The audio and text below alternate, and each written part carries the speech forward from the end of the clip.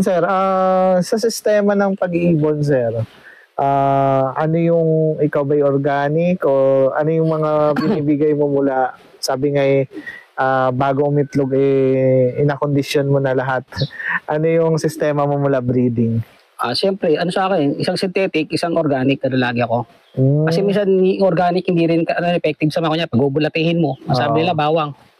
Hindi naman talaga 100% tamamatay yung Yung bulate. Oo. Pag synthetic ka, yung mga katulad ng mga pakyaw, hammer, o kaya yung manok, ang kalapati, gano'n. Anong usual na ginagamit mo? Yung in-out, dyan ako bumibili sa Asia. Sa Asia na. Yung in-out.